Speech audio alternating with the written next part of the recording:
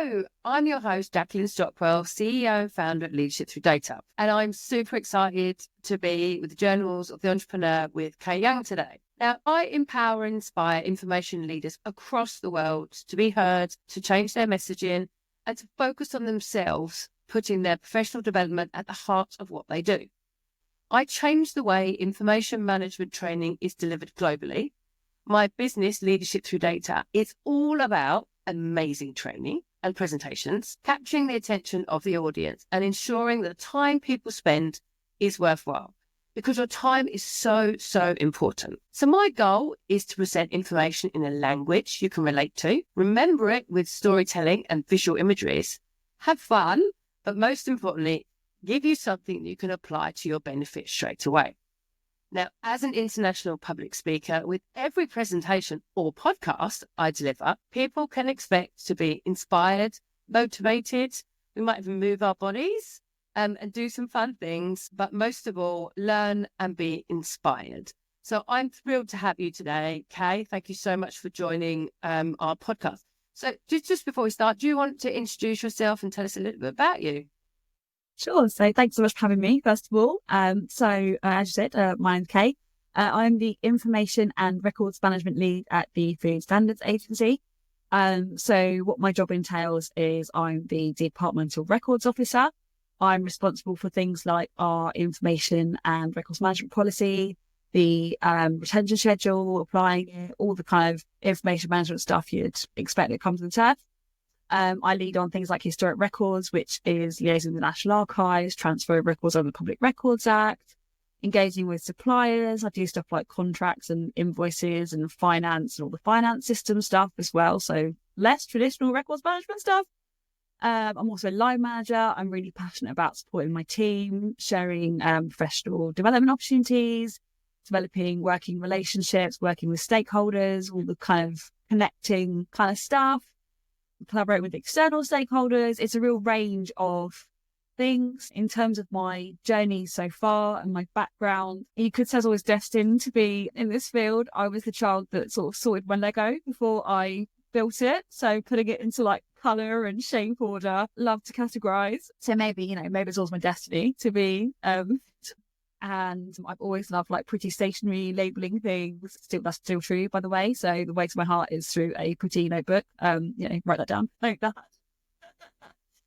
Even one of my first temping jobs was as an archiving assistant with an information management consultancy. So when I was at college, just before I went to university, I didn't realise at the time that I was going to work in the profession, but other people were kind of just coming in and just doing it and whatever. And I was just like, oh, this is actually kind of interesting. Then I did things like I did some FOI, I did some data protection, did some information security. I think what I'm doing now is where my strengths really lie. So I kind of made a deliberate choice to not do the different paths. I've tinkered in all the different kind of areas, but I think understanding information flow, working with stakeholders, things like information value, structure, the life cycle. I enjoy that bit. One of my colleagues I used to work with years ago, where we were kind of a two-person information team, we used to say that she did kind of the information security and data protection bit, and I did what we called core records management.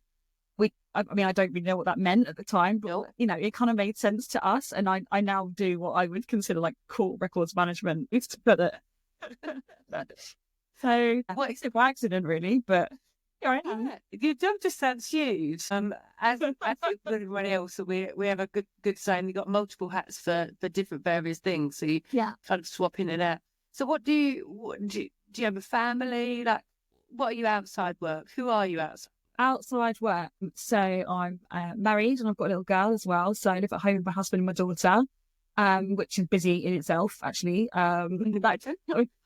What hobbies do I have? None. No, that's not true either. My part of my hobby is just being a wife and mum, but also I love to sew. When I get time, although my husband does tease me that buying fabric and sewing are different hobbies, and I think he's got a point. I think any sewist would probably agree with me. Any craft person would agree with me that I agree with you. Yeah, different hobbies entirely. So I have a big fabric collection, which sometimes, if I'm lucky, I do get to spend time sewing.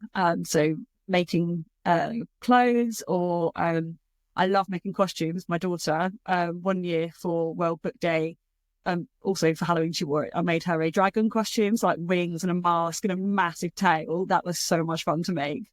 So that's great. What else do I do? I like reading. I love to just sort of get lost in a book. I like reading sci-fi and fantasy and that kind of stuff. I also like period dramas as well, though. So I like them on TV, I like them in books. So really, really varied stuff. Bridgerton? Did you like Bridgerton? Do you know what? I haven't actually watched Bridgerton. We don't have Netflix. So this is it. We have so many different subscriptions. We're like, oh, we don't need Netflix as well. So yeah, there's a few things we're like, have you seen this? I'm like, it's on Netflix. And no, I have not. They're all in books. Yeah, I might have to read the books. I've been recommended it before, so I think I might have to finally just like, okay, I'm working my way through a particularly good sci-fi series at the moment, which is kind of almost doesn't make sense, which I actually quite enjoy. But you're kind of reading it and you're like, right, I'm just gonna take blind faith in this and just sure, okay, it doesn't make sense about 20% of the book, and then you suddenly go, oh, okay. So I quite like reading like that. It's just like, yeah, sure, fine, whatever. So, given all of those skills and sewing as well, I do sewing, so I know about the fabric selection as well and the sewing machine. So I feel you there. How do you manage both your work and your personal demands? So I feel like balancing everything is always a work in progress. Sometimes I feel like I'm in no situation to give any advice about how on earth do you balance all of this. I'm really fortunate that I work in an organisation that has excellent policies to support staff. I would say that first of all. So I really feel for people when they say, oh, I work in this place where you have to go in, or you have to do this. My heart honestly goes out for them. I have a great team. They help massively. So I work remotely. I've got a home working contract, so I can be in my home office all the time. We can go in as well. Like, you know, we've got the opportunity to go in and see people and have team days and all that kind of thing, which is great.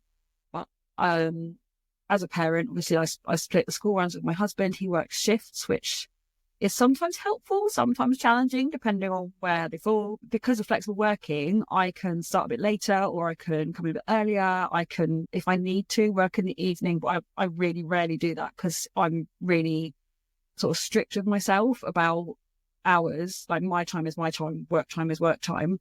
I'm fortunate that I've got a home office that's actually a garden office, so I can close the door on work, which I think is really important. I think you have to be really good at leaving work. I'm lucky that I don't have kind of out of hours work. There's not really such thing as a records management emergency. It's not like things like security where, I don't know, if we get some kind of cyber attack, suddenly it's tools down, oh my goodness, we have to deal with it. I mean, a record management emergency might be like, oh no, we destroyed something. I'm like, well, it's gone. Like, I can deal with it today. I can deal with it tomorrow. Do you know what I mean? Like, what could happen? It's gone. Oh well. I mean, not oh well, it's bad, but you know, it's gone already. Like, what can I do? So at the risk of something flippant, there's not really anything that is so timely that you can be like, you know what, the same reaction, I can do it tomorrow when I'm fresh. It's so rare there's anything that happens, you're like, I must deal with this now. Again, because I'm not anything like the DPO, I don't deal with data protection stuff. Again, it's really rare that I'm kind of dragged into anything where it's like, we must deal with this second. So I'm really fortunate.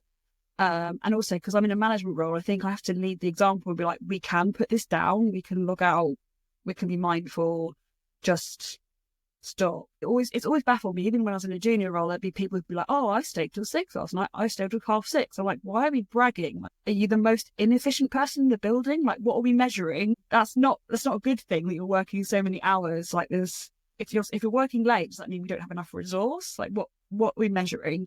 So I think trying to be mindful of that and thinking about other people and sharing the load and stuff is important to support each other, but at the same time, like, go home, you know. Yeah, I agree. And I think you picked up some really good points about being organised, but also about time priorities. So if you're working extra hours, why are you doing that? You're not being as productive during the day because you've not sort of prioritised your time enough. But yeah, no, I think it's some really kind of valuable points. So you said, so I'm going to kind of take you on to a next kind of question. You said that you manage a team. So what your biggest kind of, it doesn't have in this role or other roles you had before, but what are the biggest challenges have you faced as a leader? That is a tricky one. I think sometimes it's difficult when your values don't align. So if you find that you just kind of are very different from people that you line manage. So I appreciate line managing and leadership are different. But I think when I was very first starting out as a line manager and it was new, if you don't have a good manager yourself or a good mentor to sort of show you how to be a leader and how to be a line manager, that can be very hard because it is a complete shift change from just being sort of a member of staff doing a thing to being a line manager. You have to have completely different skill sets. And you can be the most sort of kind-hearted person in the world and want to support people and want to get on, but it's not the same as being someone's colleague, and that's difficult. It's also difficult if you find yourself in a situation where you are someone's colleague and then you are suddenly their line manager and the relationship changes. I've been in that situation before, and if you have to be in that situation and then you have to go down a route where things are more difficult, shall we say, and you have to find yourself doing performance management, that's very hard. Because they're kind of like, oh, I thought you were my friend. I thought we didn't. It's like, I'm not your friend, but there's some things that need to change, and I'm trying to work with you to support you. Like, this isn't kind of an attack. It's not always seemed that way. And I think it's also quite hard sometimes being in that role if you are younger or if you are female. The risk of sort of stereotyping or anything. I found that because it was earlier in my career that sometimes people don't always take you seriously or people don't always respect you. And it can be really hard. If you don't have backing, you kind of find yourself being like, well, do I need to kind of go find a grown up to make you listen? And you're like, no, I'm the grown up here. Like, I am in a position of authority. And with all the training in the world, you kind of just come to a point where sometimes people don't want to listen or sometimes people don't want to take you seriously. And sometimes it just needs to come with experience. I've been a manager and in leadership role for a longer time now, and you kind of just almost need to have the painful experiences and the difficult experiences to learn that. And it's horrible, but I think sometimes that is the way it goes. And you can reflect on them and you can think, actually, I did make the right decisions at the time, or I did everything I could at the time, or what have you. And try not to take things to heart too much. At the end of the day, we're all grown ups in a working environment and you can't know how people are going to react. Oh, excuse me. Yeah. And it's a hard one, isn't it? Because like if you're in a situation where you're not being inspired by your direct line manager, kind of what do you do? And I think there's that element of like professional development, actually being curious around what actually should that role look like. And then, as you've said, you go and read books or like provide that sort of additional education to yourself to think, actually, this is the person that I want to be, and I don't want to lose that identity trying to copycat somebody else in their kind of leadership role. So I think you've kind of raised some good points there. So how do you motivate and inspire your team? So for me, I think communication is really important, and that's definitely a two-way street. So making sure that for me as the manager, I share updates, I share what's going on, I try and be as transparent as I can. There are going to be times when I can't tell them what's going on, either because I don't know or because there's things I can't tell them, but I'm going to try and tell them the truth. And so if it's either I can't tell you or I don't know, then say that, be authentic. I think that's really important. And likewise, communication means listening as well. So a lot of the time, I think people in leadership role can be reluctant to hear what people have to say, especially if it's a difficult thing to hear. But that's so valuable because you need the feedback loop. I think you need to be prepared to hear all kinds of feedback, whether it's positive feedback that makes you feel great about yourself, or if it's things that are a bit harder to receive, because you don't grow if you don't have feedback. So I think that's really important. So that's probably my top tips. I probably talk for ages about all the things I want to say about leadership, but my main takeaway probably is sort of, be authentic and communicate. Yeah, and actively listen. And I think you got some great points, because we all talk about active listening, and you can active listen and all the nods and the sort of behaviours and the signs, but you're thinking in your head, actually, what am I going to say next? So is actually taking that pause and actively listening as well there. And I love the fact that you used grow by mistake. So the growth mindset instead of being fixed and sort of being very sort of set in your own ways, actually growing yourself and taking that feedback and thinking, actually, I can grow myself further, just like a flower grows from a seed. I love the bit of growth mindset. So I know you've kind of been working on Microsoft 365. So do you want to tell me anything about how you've led the project, or share any stories or any mistakes? Sure. So what's it been like for us? So one of the main pieces of work that I led on was we migrated from an old EDRMS. And I would say working with Microsoft 365 has not been like any other EDRMS project I've ever worked on. Probably because Microsoft 365 is not an EDRMS. That's a thing. Big thing. It's a thing. So we had to think about it in a completely different way. So obviously your records management principles are the same. You still need your framework. You need to have your policies in place. You need a sensible structure. All the usual things as a record manager approach it, go, right, I need to have these things in place. It's not going to be a traditional file plan. You're not going to have your, your layout down the left-hand side that you can expand out and have all your folders and, nearly every DRMS has, right? And I think that's quite a shock for some people. There were certainly a few people that were like, where's my file plan gone? It's not there. That's a shock for some people.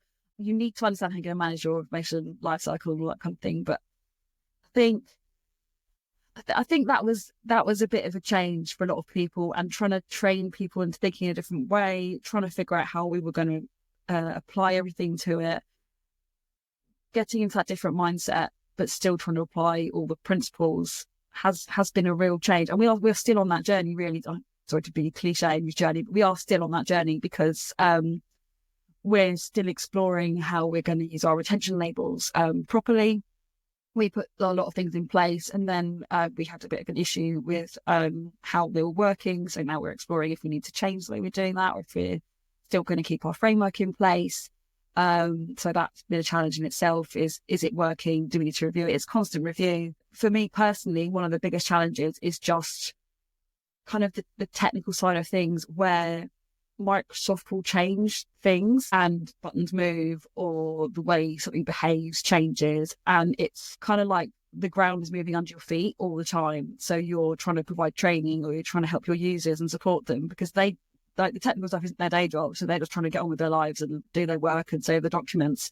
So you're like, okay, this is how it works, and then like the next day it'll be completely different, and they'll be like, why isn't it working? You'll be like, have fun, Microsoft's moved the button, let's just retrain you again.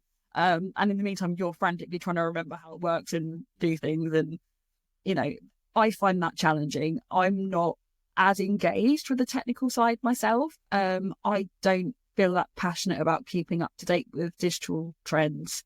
It's not where my interest lies as much. I'd say maybe once upon a time, my skills lay there. I mean, I did A-level in computer science, and I was interested in it once upon a time. But I think as I progressed in my career, I enjoy sort of stakeholder engagement and problem solving side of things more than just like the digital side. And I don't think I have capacity to kind of do all those things anymore. So I do struggle a bit with that side. And I think that is a real challenge if you're the records manager as opposed to the IT person. And I think that's the kind of trend really, is just that things are changing. And I am a bit concerned for the profession if you kind of think we've got the technology is kind of leading the way almost. It's like, oh, here's a change, let's implement some stuff because this is how it works now.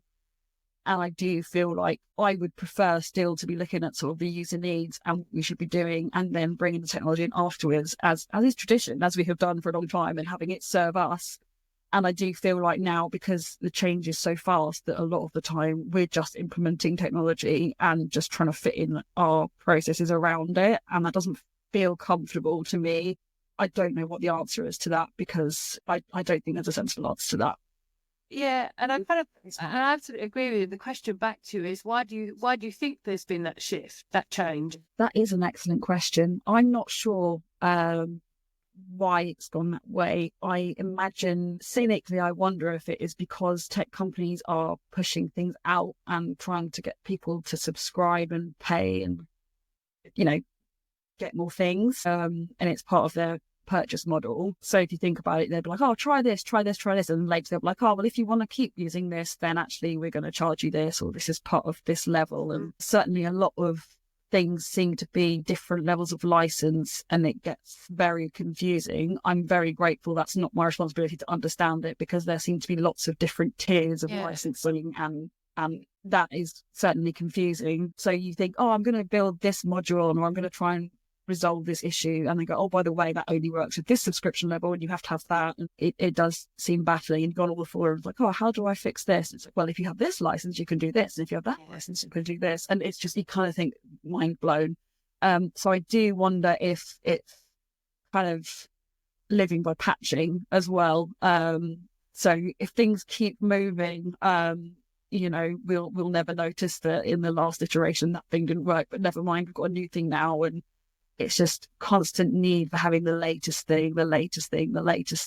Yeah, and I love that constant patching. I've never heard of it. Like, I know why you use patching, but in terms of what you're describing, I think that's a really good analogy. And I actually think the shift came from COVID, because when I was in the NHS, it was very much around doing the planned approach. So you'd look at it and then look for the technology. So this is what you want to achieve, and this is the technology that you can use to achieve that. And I think as COVID hit and there was like a widespread of rollout of technology to facilitate working from home, that now we're kind of, as a profession, on the back foot. And I definitely feel that that's kind of where we are with AI as well. So that's come very much at the forefront of our profession now, hasn't it? And that's sort of in technology. So what advice would you give to others to avoid kind of making any of the, say, mistakes, but I call them magic mistakes for the Microsoft deployment? So I think one of the things I would have liked to have done differently with some of our implementation is to have done things a bit more slowly. I appreciate people don't always have that opportunity, but certainly when we did our migration, we were on a bit of a burning platform with our old DRMS. So we moved things across and we were in a bit of a hurry to move, which meant that we were in a situation where we had some people using Teams already and had sites. Some people didn't. Some people were using a mixture. That was a joy. So we kind of created what we called record center sites, just so we could identify them by putting like an RC at the front of the title, which was basically a lift and shift from our old EDRMS. Then we had some people that just kind of kept their existing team sites in whatever state they had made them. It wasn't really an intentional design. It was just sort of a let's do the best we can. With more time and resource, I would have loved to have built a more intentional architecture, talked to teams properly, merged their old sites and the new sites, just, done it with more intent, because I think we would have made it tidier. We are now in a situation where we've got quite a lot of site sprawl, which we're trying to fix. And it's difficult because we are a team of two and we've got a large organisation, and there's not much desire to do anything about it, because it's not working, but it's not working. So it's like, we can kind of just cope. And I just think it would be so good if we just got it right at the beginning, because we could have maintained it, and people request new sites and we don't really have a good oversight of what people have and what they need. And it just feels a little bit cluttered and untidy to me. It's probably a slight control freak tendency, I know I have, but at the same time, it would be really nice to have a bit more oversight, which you do, we have lost from not having a traditional EDRMS with the nice little neat left-hand menu and the structure. It's not the same environment. We kind of just have less visibility now, because you don't have that anymore. You don't have like what do we have? Like, we can have a report, but it's going to be a bit messy. Like, oh, thanks, Microsoft. What do we actually have? And they're like, we'll show you a list of team sites, but it won't mean anything to you. You can't be like, oh, show me the hub site and then show me this and show me this and show me this. It's not as neat and tidy as I would like it to look. And trying to create a report that would look like that would just, I think you'd lose the will to live. Oh, no. So who's been your biggest inspiration in both your personal and your professional life? I hope you're not going to limit me to one person, because I've worked with some lovely people, Jim. No, I'm not limited to one person at all. I love, when you call out people, you get inspired by other people. We were talking about this earlier, weren't we? So, yeah, it's inspiration. It feels like I'm getting like an Oscar. I'm going to get my little imaginary statuette. I could give you one, Kay. How about a glittery glass case I've got here? I'll stand for sort of 10 minutes and do a quinneth. Okay. So who have I worked with? I have had some really lovely colleagues. One of my very first managers, Aaron Cunningham, who I worked with when I was a temp in this FOI team. she used to tease me and ask if I'd done the job before. Bear in mind, this is when like everyone first came out as well. So like, how would I have done? But she really built me up and gave me lovely feedback and kind of gave me the kind of courage to apply for other jobs and made me just feel like I could do more. So also sort of fresh out of uni, and I was like, I don't know what I'm doing. Sort of make up as I go along. And she was like, no, you're not. Like, you're good at this. You can understand the legislation and you can do this, which encouraged me to go for a job in sort of Kim more widely. I had a great team when I worked at the MBU. I had this just dreadful state where there were just paper files everywhere and they were all disorganised and I had to try and sort them. So I was like, right, I'm going to come in at weekends and move these files, like, you know, literally shift them. And people pitched in. Yeah, they were lovely. So like, I don't know, Matt and Ashley and Claire and like my other colleagues, they were just, it was lovely working with them. It was a really nice environment to be in. Everyone was really good friends. My colleague I mentioned earlier, who I did the core records management team, that's Hannah Burling. I worked with her. She's lovely. She showed me that data protection and security isn't actually that scary at all, because I've not really done it before, even though she did do the bulk of it. But yeah, she did show me things like how to do a DPIA, which I'd never done before, and stuff like that. So I've got an increased awareness of how data protection worked, thanks to Hannah. I can't not mention my partner in crime, Kate Valente, who I worked with here at FSA for a long time. She's now moved on to another role, but we were the ones that delivered like the migration project together. I am so incredibly proud of her for her new fabulous job. I miss her tremendously. It would be very greedy and selfish of me to want her to stay. So I'm incredibly proud that she's gone on. And I mean, I've recruited Ben now, who I work with now, and he's wonderful. It'd be great to have them both, but I think that'd be greedy. And of course, people who know me, I'm probably surprised I haven't mentioned my dad yet, because my dad worked in this field for a very long time and was one of the founding members of the Records Management Society, which is now IRMS. So John Wilson, my dad, a big credit for being an amazing dad and an amazing records manager. And he introduced me to loads of people at my first IRMS conference. He has been a great sounding board for ideas as well. And actually, we worked together once because he was a consultant at an organisation where I was working. So that was fun too. We may well be the first record management dynasty. I don't know if there's any others out there. So that was tons of other people. It's really important just to have those nuggets, because you kind of articulated each role you've been into and how like right at the start that somebody inspired you, gave you the courage to go on, and then you've then created your own journey, and then you've started to, whilst your explanation is to actually lead and inspire and develop. So she's now gone on somewhere else. So it's like succession plan. So that was beautifully articulated. That's why I love that question, because you just delivered it so well. I just think it's amazing. Thank you. And the fact that your dad is good old family business. I love family business. So I just think that's brilliant. So if you could go back and change one thing, would there be anything you'd change? See, this is a hard question because I don't know, because on the one hand, there's been some things that have been brutal that you just think, oh my goodness, I can't believe I did, blah, blah, blah. But I don't think you learn that. There's like you're saying about your magic mistakes, there's some things where you just think, I wish I hadn't endured this particular thing. So I don't know if I would. I'd love to like take away some of the, I don't know, embarrassment or the pain or whatever of some of the things that I've lived through where you just think, oh no. But I don't think I'd be where I am now. And I'm grateful for where I am now because I'm in a job that I enjoy. I've got some great colleagues. I've had some really great opportunities. And I wouldn't swap those, even if I kind of went in knowing with the hindsight that I would have to relive some of those moments. I've had some really wonderful experiences too. So I think you kind of have to take both. And I think, again, going back to growing, I don't think you can grow without those odd decisions that sometimes come along the way.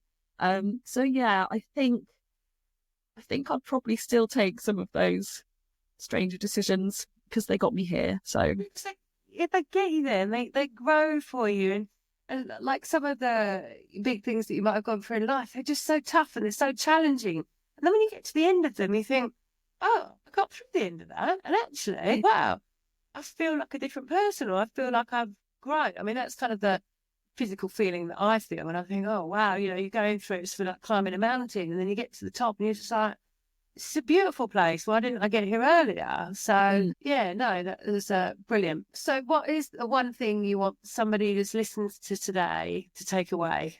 I think believe in yourself would be just a massive thing. You are probably capable of way more than you know.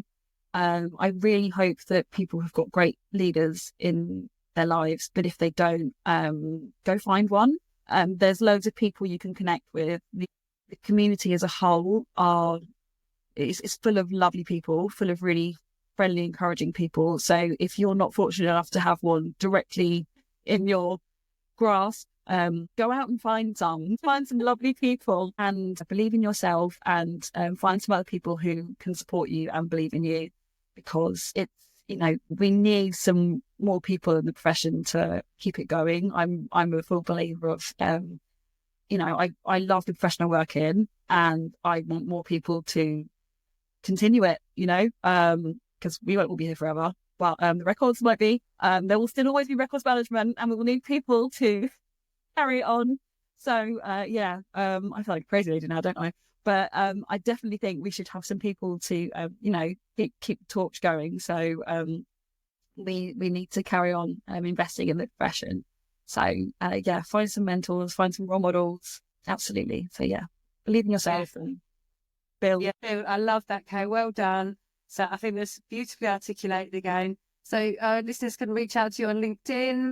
Kay did a really nice blog on management and leadership the other day, so it's very good. So reach out to her. But I just want to thank you so much, Kay, for your time today. It's been sensational. I've learned so much.